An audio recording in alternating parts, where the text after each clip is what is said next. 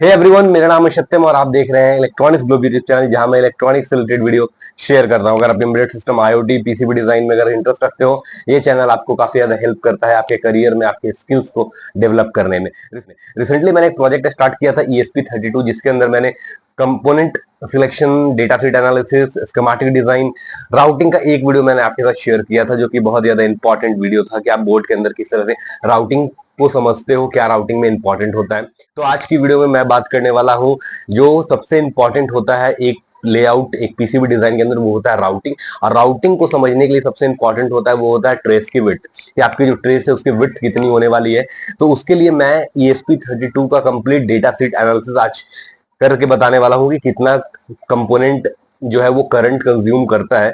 मैंने ये data seat analysis वाली वीडियो में बताया था, बट आज मैं आपको चैट जीपीटी की हेल्प से ये चीजें बताने वाला हूँ कि इंफॉर्मेशन के तौर पे कितना करंट कंज्यूम होता है। जीपीआईओ हो गया या फिर वाईफाई, ब्लूटूथ, जब आप वायरलेस कम्युनिकेशन करोगे, आरएफ पे काम करोगे, कितना करंट कंज्यूम होता है। तो उसके हिसाब से हमारा बाकी सर्किट डिजाइन होने वाला है, क्योंकि एट द एंड हम माइक्रो कंट्रोलर को ही सप्लाई दे रहे हैं और माइक्रो कंट्रोलर के साथ ही काम करने वाले हैं। उससे बाहर कुछ भी नहीं जाने वाला है, कि चाहे हम जीपीआई यूज करें या फिर एलसीडी इंटरफेस करें या 7 सेगमेंट को इंटरफेस करते हैं, तो सारा का सारा जो कंट्रोल होने वाला है वो माइक्रो कंट्रोलर पे होने वाला है। इसीलिए माइक्रो कंट्रोलर को, करंट को समझेंगे कि माइक्रो कंट्रोलर जो है वो कितना करंट लेता है। बट एक शॉर्ट इन्फॉर्मेशन के तौर पे इस वीडियो में मैं आपके साथ शेयर करूंगा, जो कि बहुत ही ज्यादा हेल्प करने वाला है आपको। तो अभी तक अगर आपने चैनल को सब्सक्राइब नहीं किया है तो चैनल को सब्सक्राइब करो। अगर आपको थोड़ा सा भी यहाँ से नॉलेज मिलता है, लगता है कि नहीं जो मैं आपको बता रहा हूँ वो चीजें आपके हेल्प आ रही है, तो डेफिनेटली बोलूंगा चैनल को सब्सक्राइब करो, वीडियो को लाइक करो, प्यारा सा कमेंट बॉक्स में शेयर करो। और अगर आप मेरे साथ सोशल मीडिया पे जुड़ना चाहते हो तो व्हाट्सएप चैनल पे जाके ज्वाइन कर लो, इंस्टाग्राम पे जाके ज्वाइन करो, लिंक्डइन पे आप जाकर के पोस्ट कर सकते हो, कोई भी अगर आपको क्वेरी है, डाउट है, वहां पे मैसेज कर सकते हो।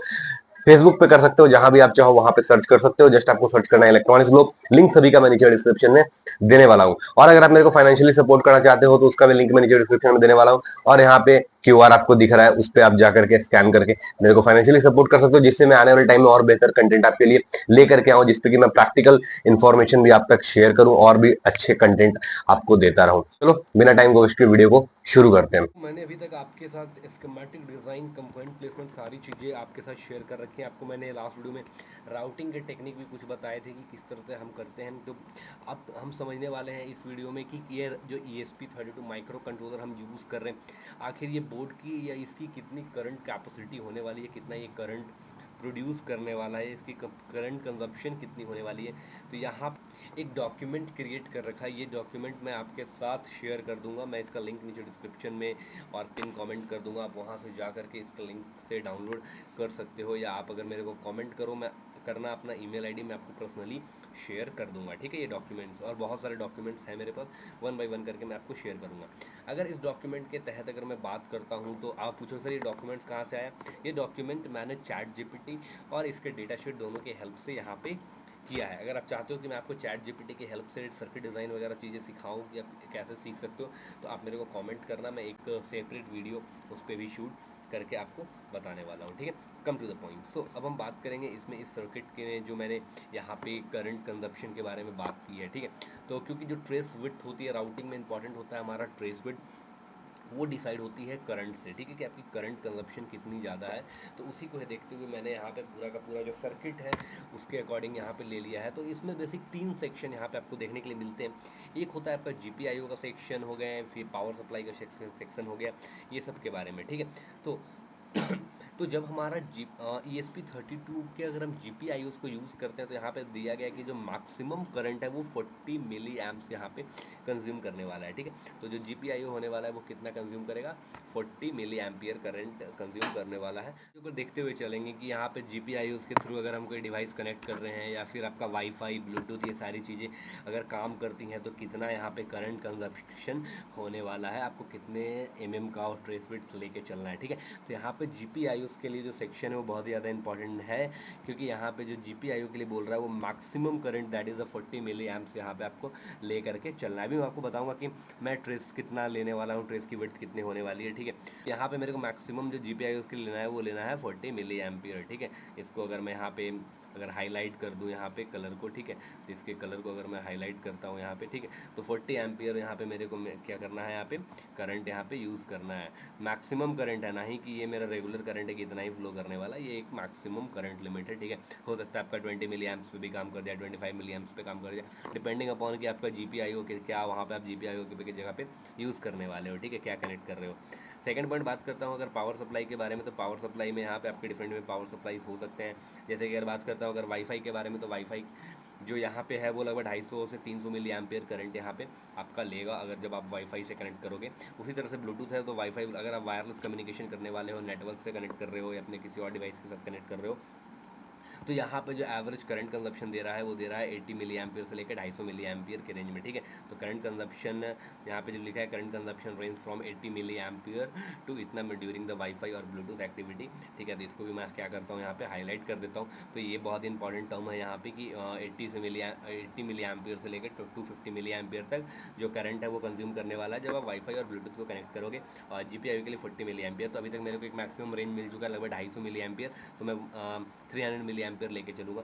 अब उसके बाद बोल रहा है यहाँ पे कि जो पीक करंट है इस सर्किट का, जब आप RF ट्रांसमिशन में जाते हो, जब आपके एंटीना वगैरह के थ्रू आप डेटा ट्रांसमिट कर रहे हो, प्रॉपर आप वाईफाई पे काम कर रहे हो, तो यहाँ पे अब बोल रहा है सेकंड की जो मैक्सिमम रीच कर सकती है वो कर सकती है 500 से लेकर के 700 मिली एम्पियर तक ये करंट रीच करेगी। मतलब अगर एक मैं ओवरव्यू की अगर बात करता हूँ, तो मैं अगर 1 एम्पियर का पावर सप्लाई या ट्रेस बिट लेके चलूँ तो मेरे को कोई भी इशू नहीं होगा। बट ये सारे कंडीशन को देखना है कि अगर मैं GPIO कनेक्ट करने वाला हूँ, अगर यहाँ से आप देखो मेरे सर्किट में आके, तो ये जो पूरा GPIO का सेक्शन है, अगर मैं GPIO की बात करूँगा तो मैं 50 मिली एम्पियर के हिसाब से मैं यहाँ पे ट्रेस बिट लेके चलने वाला हूँ, ठीक है। तो हम एक बार फिर से वापस अपने डॉक्यूमेंट पे आते हैं।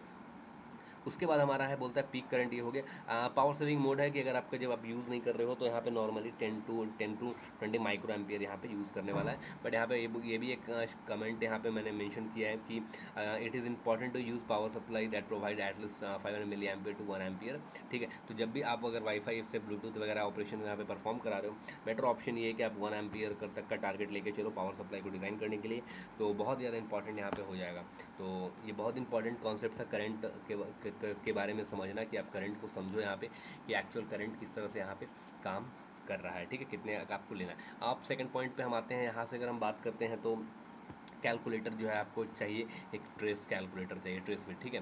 तो और यहाँ पे दे रहा है कि this formula use IPC 222 IPC क्या होता है, तो IPC जो है बेसिक इंस्टीट्यूट है किसका, वो जो एक प्रोटोकॉल को डिफाइन करता है जो कि आपके प्रिंटेड सर्किट्स के लिए यूज़ होते हैं, वही इंस्टीट्यूट ऑफ प्रिंटेड सर्किट 22221, ठीक है, 22221। तो यहाँ पे ये सब फार्मूला वगैरह दिया गया है आपको कैलकुलेट करने के लिए, ठीक है। बट अगर मैं एक स्टैंडर्ड अगर देखूँ तो स्टैंडर्ड LTM के वेबसाइट पे आऊँ, तो LTM के वेबसाइट पे क्या देखने के लिए मुझे मिलता है, यहाँ से मेरे को एक चाहिए स्टैंडर्ड करंट विड्थ, हाँ ये देखो, ठीक है। तो ये LTM के वेबसाइट पे मैं हूँ, जो कि ये भी ऑथराइज है, ये सारे कैलकुलेट करके रखते हैं। तो मेरे को मैक्सिमम 1 एम्पियर का लेना, तो GPIO के लिए जो मेरे को चाहिए था, GPIO के लिए 40 मिली एम्प्स चाहिए, तो 40 मिली एम्प्स के लिए बात करते हैं। यहाँ पे करंट जो है वो आपका कितना है, 1 एम्पियर है, तो आप एवरेज लेके चलो कि अगर 1 एम्पियर के लेना है तो जो मिल में होना चाहिए वो 10 मिल का आपको लेना है, 8 मिल। अगर मैं यहाँ पे अगर कैलकुलेटर अगर मैं यहाँ पे अगर कैलकुलेटर ओपन करता हूँ, तो यहाँ पे अगर मैं आपको कन्वर्ज़न दिखाऊँ तो कन्वर्ज़न कैसे कर सकते हो, तो जो आपका जो 1 मिल होता है, अगर 0.024 तो 10 मिल है, तो 10 इंटू 0.0254, ठीक है।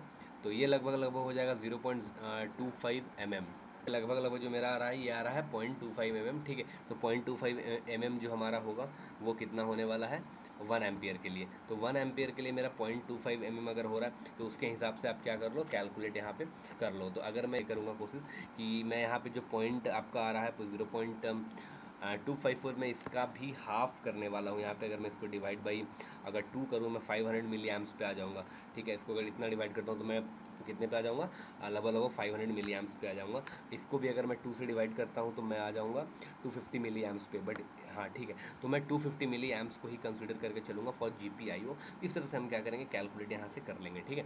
तो ये आपको रेफरेंस के लिए मैं आपको बता दे रहा हूँ। उसके बाद हम अपने लेआउट पे आकर के राउटिंग स्टार्ट करेंगे, सारा का सारा कैलकुलेट करेंगे एक बार कहाँ पे क्या देना है, उसके बाद हम राउटिंग स्टार्ट करेंगे नेक्स्ट वीडियो से।